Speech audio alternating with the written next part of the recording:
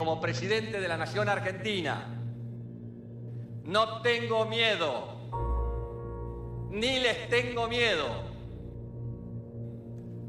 que queremos el ejército de San Martín, Belgrano, Mosconi y Sabio, y no de aquellos que asesinaron a sus propios hermanos, que fueron de Videla, Galtieri, Viola y Viñones. Hay un nuevo país. Necesitamos soldados comprometidos con el destino de la patria.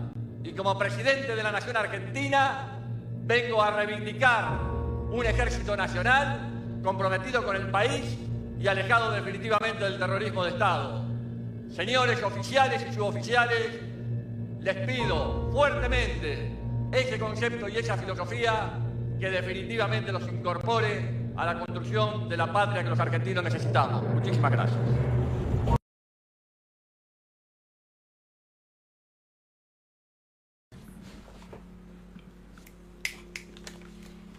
Bueno, el 25 de julio del 2003, Néstor Kirchner deroga el decreto que impedía, el cual ordenaba, que impedía la extradición de los torturadores de la dictadura militar. Un poquito más a la izquierda. ¿Más a la izquierda? Más a la izquierda. No, a la derecha, perdón, tu derecha. Producción en vivo. Perdón. Cosas del vivo. Derogación de la ley obediencia debida y punto final que impedía juzgar a militares por delitos de lesa humanidad. Esto, bueno, que decías vos, durante el kirchnerismo se llevaron políticas de la memoria. Y esta es una de las políticas que se llevó adelante. El gobierno de Néstor Kirchner había analizado los caminos posibles para declarar la nulidad de los indultos otorgados por Menem entre 1989 y 1990, pero se decidió dejar todo en manos de la justicia en ese momento. Firmó la norma que derogó el decreto 15.081/01, que la había firmado, se dio en gobierno de la Rúa. ¿Sí? El presidente Néstor Kirchner restableció la posibilidad de extraditar a militares acusados de violaciones a los derechos humanos durante la dictadura militar. Lo hizo al derogar el 25 de julio del 2003 un decreto heredado del gobierno de Fernando de la Rúa que rechazaba de plano cualquier pedido en ese sentido, enviado por jueces de otros países, sin siquiera permitir que la justicia local analizara cada caso, ¿sí? Se buscaba la impunidad desde afuera, y eso fue un poco lo que buscaba Néstor con esta norma para normalizar los procesos de extradición, y señalaba fuertemente que su norma antecesora era inconstitucional porque chocaba con la ley de cooperación internacional en materia penal y confería al Poder Ejecutivo facultades propias del Poder Judicial. Después de este decreto, las chances de enjuiciamiento a los represores seguían siendo limitadas. No creamos que todo fue divino y los pudieron enjuiciar a todos y fueron todos presos, no. Y además sabemos muy bien que muy pocos de los militares cumplieron sus condenas como debían. Su prisión domiciliaria, en algunos casos, paseándose por las ciudades, localidades donde estaban cumpliendo sus condenas. Lamentablemente, ¿sí?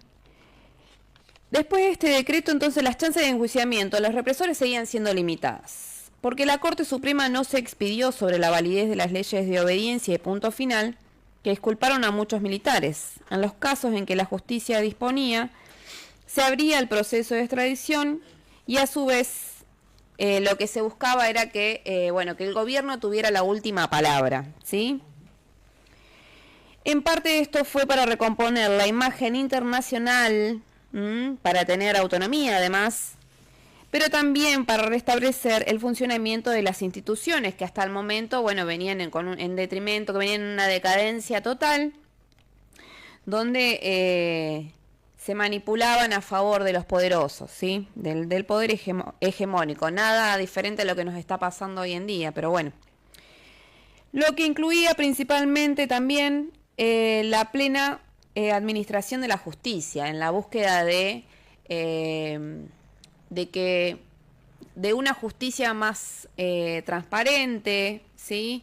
Que pudiera realmente tener un criterio en relación o sea, se apelaba al sentido común también, pero bueno, lamentablemente, o finalmente, y por suerte, Néstor deroga el decreto ese y deroga esta norma, la 420/03, para recomponer un poco esta situación. Es un decreto que viene como decís vos, a recomponer esta cuestión del derecho penal internacional, que había países, creo que el caso de Francia y España, que pedían extradiciones de acusados por los delitos de lesa humanidad que ocurrieron en este país, pero que afectaron a ciudadanos de esos países que pedían extradición, y que viene a cumplir una política de Estado que tanto Alfonsín como Menem como De la Rúa, en este momento, ellos le decían que era una política de pacificar. Es decir, terminar con los problemas del pasado, dar vuelta a la página y ir a fondo con esta cosa de el perdón a aquellos militares que se cedieron. ¿Se entiende? Y Néstor viene a cambiar eso. De a poquito, digamos. Este decreto tampoco, como vos decís, no fue. Bueno, no fue de la noche a la mañana. A partir de ahora los enjuiciamos a todos. Y se utiliza un término nuevo que es terrorismo de Estado. Así es, que hasta el momento no estaba esa figura. Muy bien. Sí, porque muchos de los que defendían el terrorismo de Estado, de aquel lado, lo que te decían era, bueno, fue un enfrentamiento, fue una guerra, fue como ese discurso de los dos demonios, la teoría de los dos demonios. Y viene este decreto a romper un poco eso. Una política de Estado. Nosotros siempre decimos que el Estado tiene que tener una política de Estado. ¿Te puede gustar o no te puede gustar? Vos si te la vas a mandar, te la vas a mandar hasta el fondo. Sí. Y Menem había dejado esa puerta abierta porque decía, bueno, Menem cuando indulta tanto a acusados por la guerrilla y a los militares al mismo tiempo, había algo de culpa tuvieron los dos, la teoría de los dos demonios. La teoría de los dos demonios, los indultamos a todos, pero faltaba la pata del derecho internacional, que De la Rúa es muy, como decís, es poco feliz lo que voy a decir, pero De la Rúa viene a completar algo que habían dejado cojo. Sí. Y este muchacho Néstor dice, no, pará, esto no es así. Estos muchachos tienen que estar juzgados. Los que podamos enjuiciar, los vamos a enjuiciar. Y tienen que empezar a cambiar esto. Con ese decreto empieza a cambiar eso. Así es. Y después, bueno, viene toda la derogación, que son un par de años después y qué sé yo.